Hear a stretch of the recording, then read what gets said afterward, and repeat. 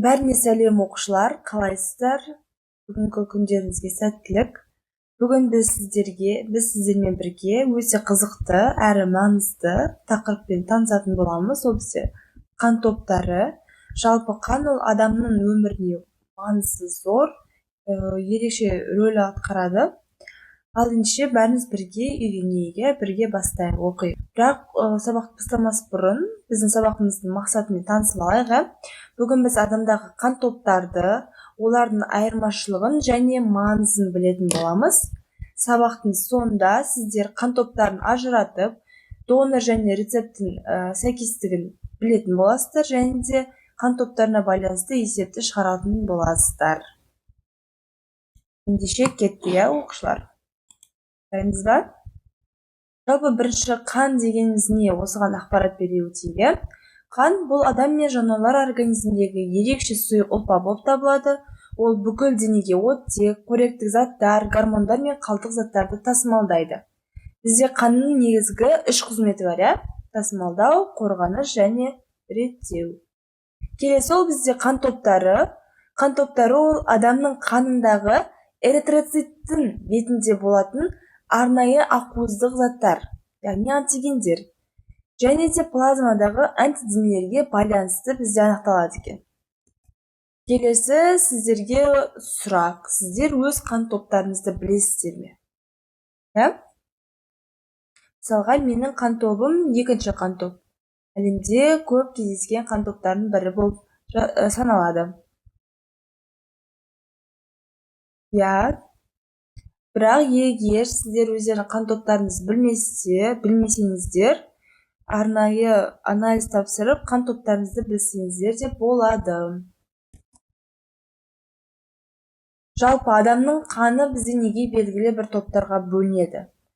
Жалпы адамның қан топтары бізде 4 түрге бөлінеді екен, Олардың не үшін бөлінетінін сіздер қалай ойлайсыздар? Мысалға, былай қарап тұрсаң, қанның барлығы бірдей, сұйық болып келеді, түстері де бірдей, қызыл, көк емес, біреуінікі сары емес, Бірақ біздер қанды 4 топқа бөліп қояды екенбіз. Не үшін деп ойлайсыздар? Қан топтарын біз 4-ке бөлеміз. Себебі қандағы эритроцит жасушасының бетінде бізде арнайы құрам болады екен.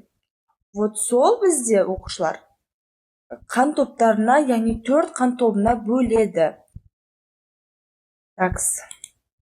Адамның қаны бізде 4 топқа бөлінеді, яғни эритроциттің бетіндегі арнайы құрамға байланысты.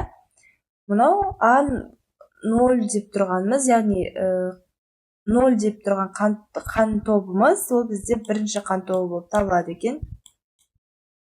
Келесі АБ деп тұрғанымыз ол бізде 4-ші қан тобы. Б деп тұрғанымыз ол 2-ші қан тобы.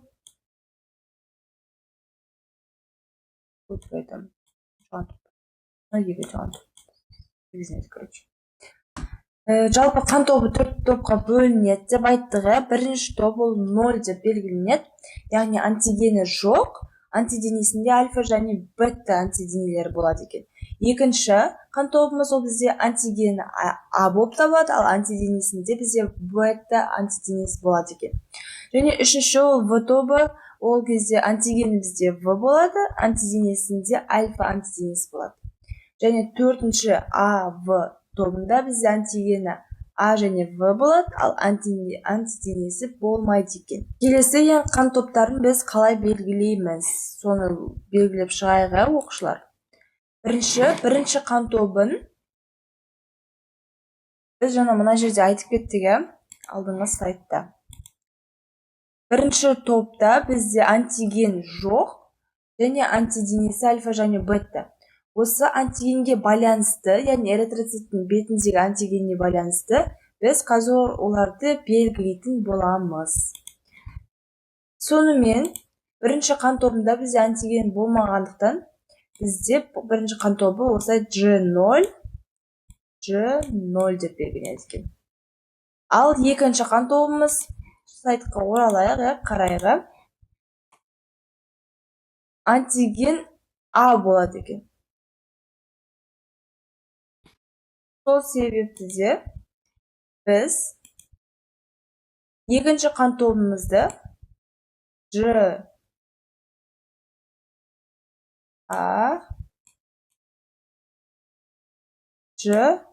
А деп белгілейді екенбіз. Одан бөлек тағы былайынан белгілеуге болады.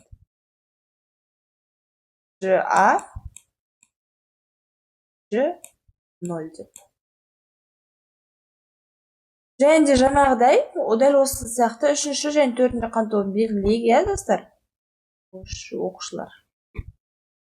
Бұларды давайте басқаша түспен белгілейік.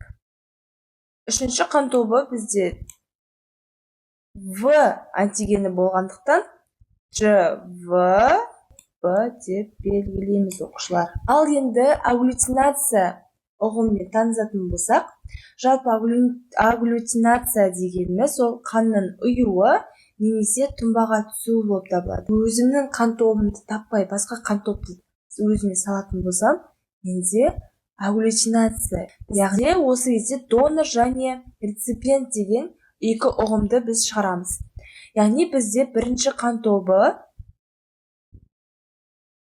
оның альфа және бета агглютиніні болғандықтан бірінші қан тобы ол бізде әмбебап донор болып табылады. Яғни ол барлық қан тобына, яғни 2-ге де, 3-ге де, 4-ге де бізде бірінші қан тобы сәйкес келе береді. Бірінші қан тобы ол бізде әмбебап реципиент болып табылады. Яғни ол осы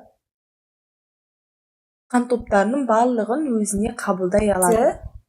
Біз осы қан тобына арналған есепті шығарайық, оқушылар. Бірінші бізде әкесінің қан тобы 4 дейді, анасының қан тобы 2 дейді. Гомозиготалы. Балаларының қан топтары қандай? Демек, егер әкесінің қан тобы 4, анасының қан тобы 2 гомозиготалы болатын болса, онда балалардың қан топтары 2 және 4 бола алады. Көз бергенімізге рахмет әріптес. Балалар, назарымызды экранға аударайық. Бүгін түсінікті, айналдырамыз. 1, 2, 3. Агглютинация дегеніміз не? Енді сіздерге үй жұмысы. Бірінші қан топтары неше түрге бөлінеді? Үй жұмысын орындаймыз. Тақырыпқа конспект жазамыз. Қайтадан қайталаймыз. Қызықты болатын болса, видеоны қайтадан қарап шығуға болады. Болмаса, сұрақтарыңыз болса, менің жекеме жазсаңыз да болады. Сау болыңдар оқушылар.